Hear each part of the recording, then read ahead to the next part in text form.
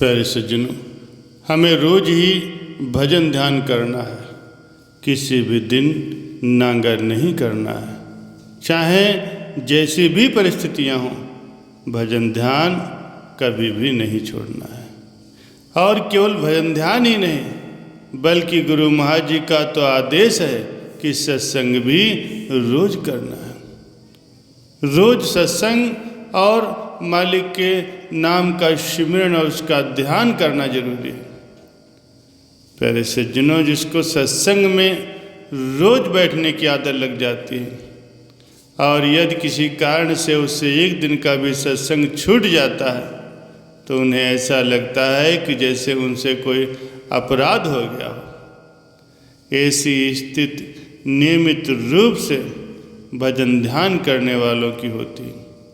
वे जब तक ध्यान के लिए नहीं बैठेंगे उन्हें चैन नहीं मिलेगा, उन्हें शांति नहीं मिलेगी।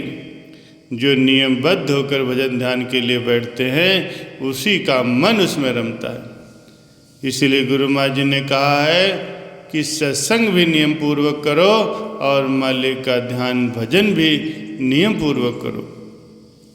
इसके लिए समय भी निश्चित कर लो। ब्रह्म मुहूर्त में 3 बजे उठ जाओ, उस समय कोई हलचल नहीं होती, वातावरण शांत रहता है, जो भजन ध्यान के लिए सर्वोत्तम समय। लेकिन उस समय में वे ही लोग उठ सकेंगे जिनका खान पान ठीक रहेगा। जो देर रात में भोजन करेंगे और ढेर सारा भोजन करेंगे वे ब्रह्म मुहूर्त में हरगिज भी नहीं उठ सकते।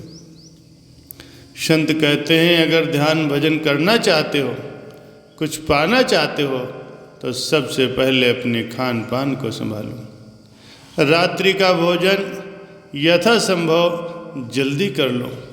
कितना ही स्वादिष्ट भोजन हो, लेकिन थोड़ी सी भूख रखकर ही करो। ऐसा तो है नहीं कि बाद में भोजन नहीं मिलेगा। अरे भाई, भोजन तो जीवन भर करना है। परमात्मा सबको आहार देते हैं। परम संत कबीर साहब ने कहा है कि पाव फाटी पगरा भया, जागे जीवा जून, सब काहू को देते हैं, चोच समाना चून।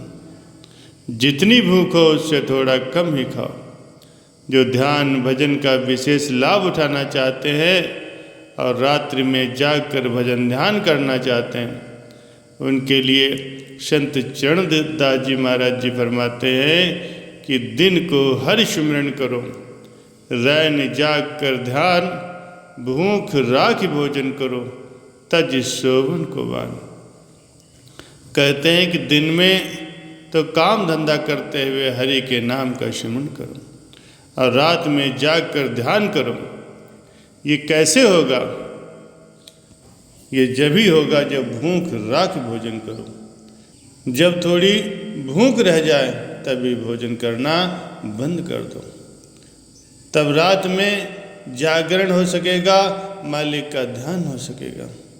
कि दिन में काम धंधा करेंगे और रात में कम ही खाएंगे, सोएंगे नहीं तो काम कैसे चलेगा?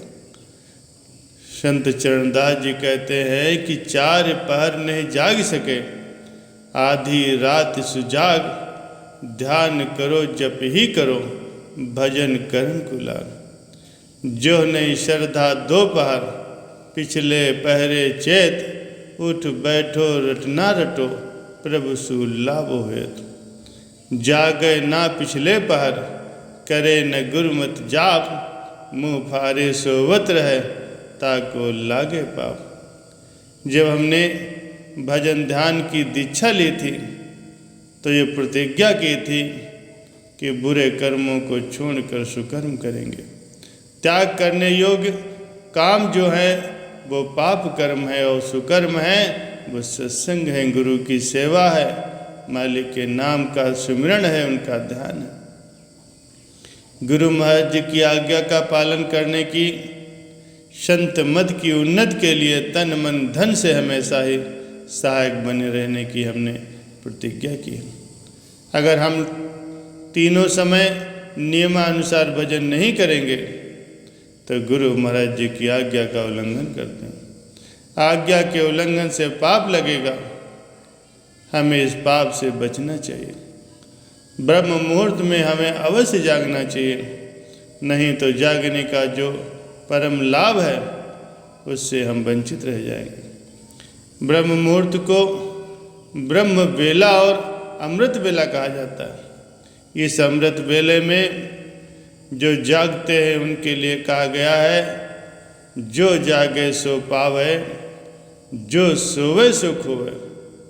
जो ब्रह्म मुहूर्त में जागकर भजन ध्यान करते हैं वे विशिष्ट फल का संचय करते हैं, और जो आलस में पड़े रहते हैं, सोए रहते हैं, वे उस धन को खो देते हैं। ब्रह्म मुहूर्त में जागने का एक अतिरिक्त लाभ सुबह की शुद्ध वायु होती है, जो आरोग्य देने वाली है, स्वास्थ्यवर्धक होती है। कहा भी गया है, वैद्य की 100 दवा और भोर की 1 हवा। इस ब्रह्म मुहूर्त में ध्यान करें, फिर नित्य क्रिया से निपट कर स्नान करें और फिर मालिक का ध्यान करें। स्नान करने से मस्तिष्क ठंडा होता है, ध्यान में एकाग्रता आती है। संध्या काल में अवकाश हुआ तो भजन ध्यान करना चाहिए। हमारी माताओं बहनों को भोजन बनाना पड़ता है, संभव है शाम के समय उन्हें अवकाश न मिले, इसलिए उन्हें दिन में ध्यान अभ्यास करना चाहिए।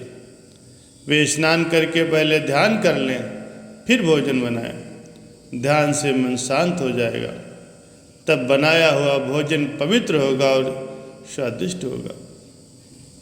आचरण में पवित्रता का ध्यान रखना बहुत जरूरी है। पवित्र बर्तन में ही पवित्र चीज अटती है, अर्थात पवित्र हृदय में ही सत्य परमात्मा का प्रत्यक्षीकरण होता है। अपने शरीर और हृदय को पवित्र बनाओ। अपने खान पान रहन सहन को पवित्र बनाओ। आहार विहार को संयमित करके साधन भजन करने की जरूरत है। जितना जिसके पास है वह उसी से संतुष्ट रहे। संसार में सबके पास समान सुविधाएं हों, ऐसा संभव नहीं। सबको अपने अपने कर्मों के अनुसार ही धन संपदा सुख सुविधाएं प्राप्त होती हैं। एक पिता के 4 पुत्र, पिता चारों को बराबर बराबर हिस्सा देते हैं, लेकिन चारों समान नहीं रह पाते। कोई धनवान बन जाता है तो कोई निर्धन बन जाता है। कोई सुख सुविधाओं में जीवन बिताता है तो कोई रोग व्याधि से जूझता रहता है। क्यों? क्योंकि हम सभी अपने अपने कर्मों का भोग रहे हैं। हमारी जैसी पात्रता होगी उसी के अनुरूप हमें प्राप्त होगा।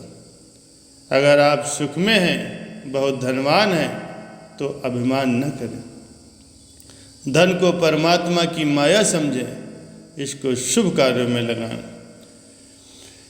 ये अवसर भी परमात्मा ही देते हैं। कबीर साहब ने भी कहा है, कबीर माया राम की, मोदी सब संसार, जाको चिट्ठी उतरी सोई खर्चनहार। बहुत अधिक धन होने पर भी सब लोग इसे शुभ कार्यों में नहीं लगा पाते, लेकिन जिनके पास अत्यल्प है वे भी शुभ कर्मों में कुछ न कुछ अवश्य व्यय कर देते हैं। इसका लाभ किसे मिलेगा? उन्हें ही मिलेगा, और कई गुना होकर के मिलेगा। जो खेत में बीज डालते हैं उसकी उपज उन्हीं के घर कई गुना होकर के जाती है। बीज डालते वक्त कोई सोचे कि 1 मन गेहूँ या धान हम खेतों में डाल देंगे तो खाएंगे क्या? क्या मिलेगा उसे? संत कहते हैं कि संसार ये कर्म क्षेत्र है। इस कर्म क्षेत्र में जैसा बीज डालोगे वो बहुत अधिक होकर के तुम्हें फिर से प्राप्त होगा। अच्छा बीज डालोगे तो उसका फल अच्छा मिलेगा, और बुरे कर्म डालोगे तो उनके फिर फल भी बुरे होंगे। बुरे कर्मों का फल बहुत दुखदाई होकर के तुम्हारे सामने आएगा। अतः पाप मत करना, कभी भी अधर्म मत करना, पुण्य के कर्म करो। जितनी धन संपत्ति या भोग सामग्री है उसे शुभ कर्मों में खर्च करो। वो शुभ कर्म क्या है? वो कर्म जिनसे बहुत से लोगों को लाभ पहुँचे। सत्संग भवन का निर्माण होता है, उसमें बहुत अधिक धन का खर्च होता है, ये पुण्यकारी है। क्योंकि यहाँ संतों के ज्ञान की चर्चा होती है, जिससे बहुत से लोगों को लाभ होता है, समाज का कल्याण होता है। लोग स्कूल, कॉलेज, अस्पताल बनवाते हैं, जहाँ कई कई पीढ़ियों का शिक्षण होता है, उपचार होता है। ये भी बड़े पुण्य का कार्य है। इन कार्यों में धन का व्यय करो, इसी से धन की सार्थकता है। संसार में बड़भागी कौन है? जो अपने जीवन काल में ही पुण्य कर्म में अपना धन लगाता है। आपने बहुत धन अर्जित किया और मृत्यु से पहले पुत्रों में बराबर बराबर बांट दिया, ताकि आपके पुत्र और पौत्र सुख से रह सके। लेकिन ये बात जान लीजिए कि आप कितना भी अगली पीढ़ी को दे जाएंगे, उसके पास रहेगा उतना ही जितना रख पाने की उनकी पात्रता होगी। अगर आपका पुत्र संस्कारवान है तो धर्म की राह पर चलते हुए आपके धन को और अधिक बढ़ा लेगा, और अगर वो सुपुत्र नहीं है तो प्राप्त धन को भी बर्बाद कर देगा। अतः आप उनके लिए नहीं सोचें, धन संपदा को सत्कर्मों में लगाएं। आपका यही धर्म है। ये भी नहीं कि पुत्र कलत्र को आप दुख में डाल दें या उनकी उपेक्षा करें। उनका पालन पोषण करना, उनकी देखभाल करना भी आपका धर्म है, आपका दायित्व है। इस दायित्व का निर्वहन करते हुए आप अपने धन को पुण्य के कर्मों में लगाएं।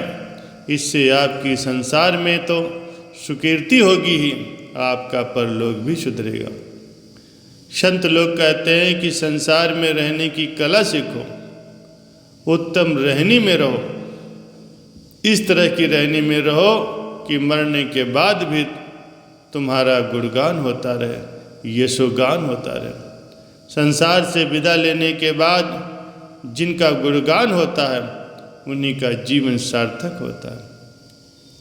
संसार जिन लोगों के जाने के बाद उनके अपयश की चर्चा करता है, उनका जीवन तो उत्तम नहीं ही रहता, उन्हें उत्तम लोकों की प्राप्ति भी नहीं होती। संत जन कहते हैं कि अगर तुम इस लोक और परलोक दोनों में सुखी रहना चाहते हो तो संसार में रहते हुए अच्छे कर्म करो और अपनी रहनी को संभाल लो।